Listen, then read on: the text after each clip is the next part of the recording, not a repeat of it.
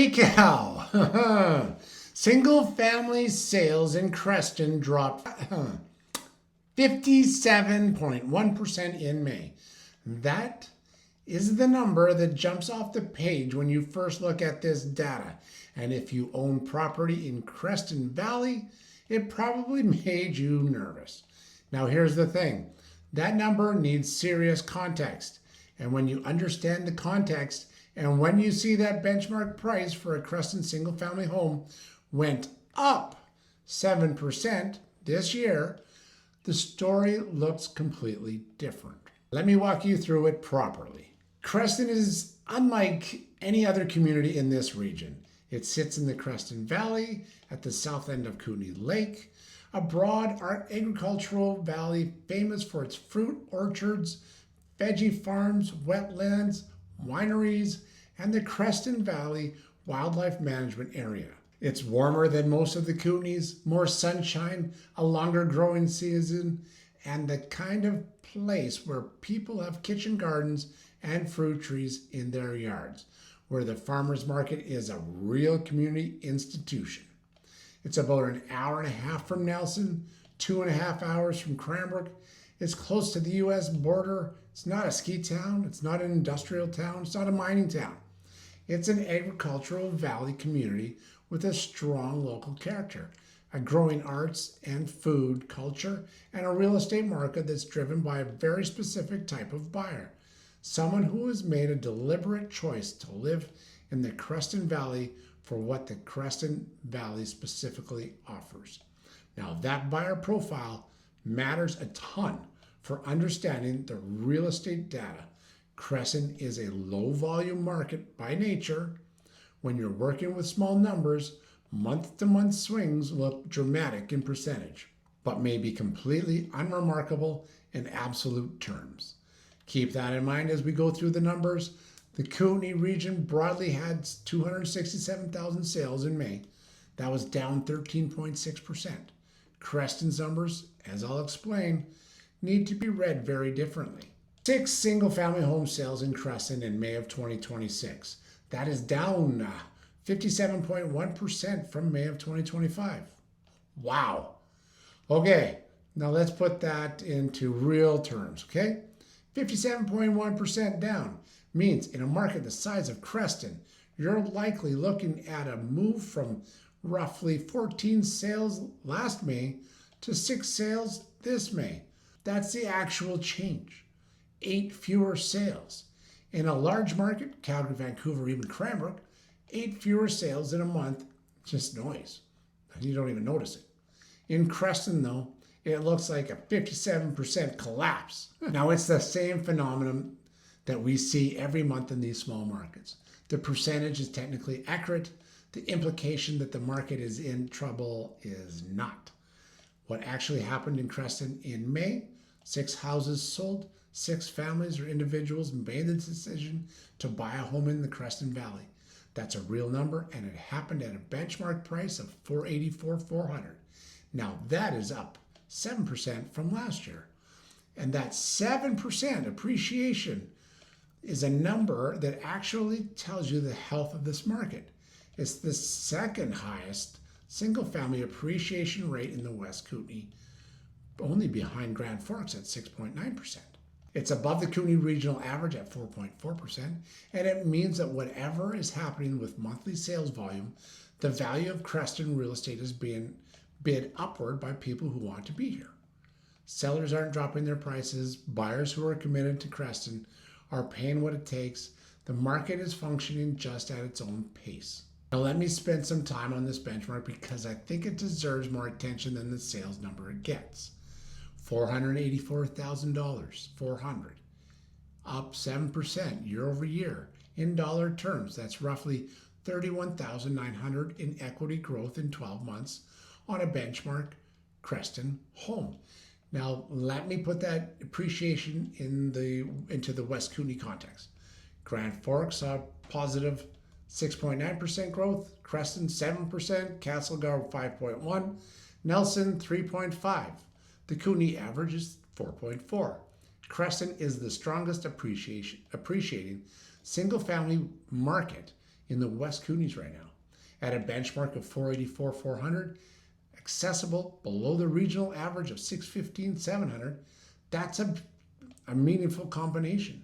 Now, why is Creston appreciating at this rate despite lower sales volume? Because the buyers who want Creston are committed. They're not looking at Creston as a compromise. They specifically want the valley, the orchards, the climate, the wildlife area, and the character.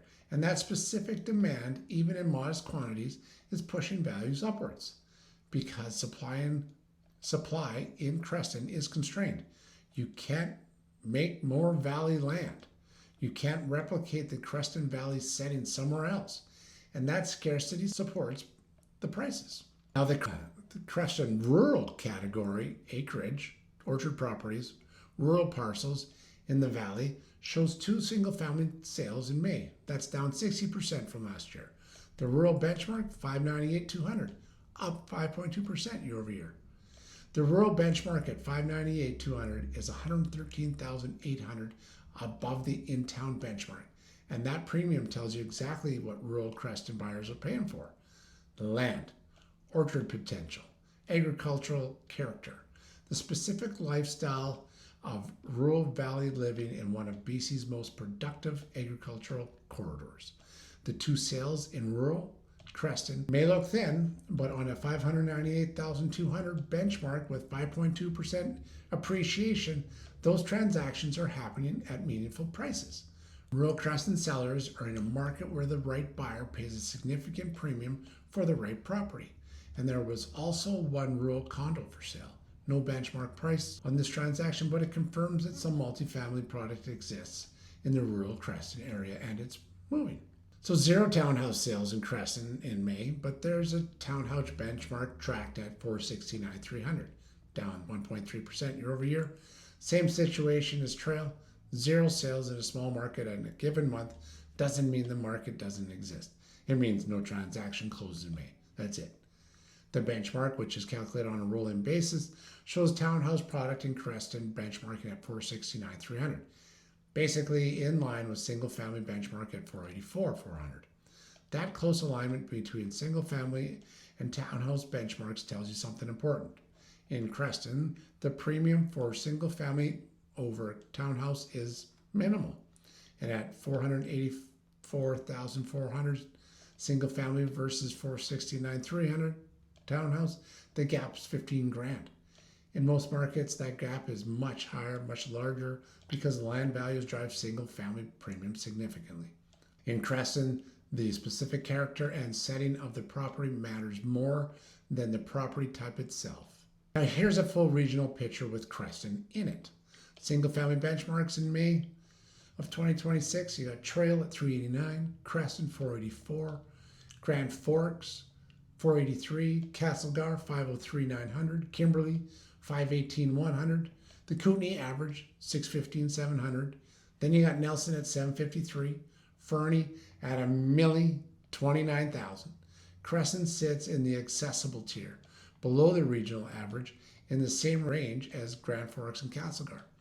But with 7% appreciation, it's growing faster than either of those neighbors. And the rural premium at 598,200 means that high-quality rural Creston product is actually benchmarking above the regional average.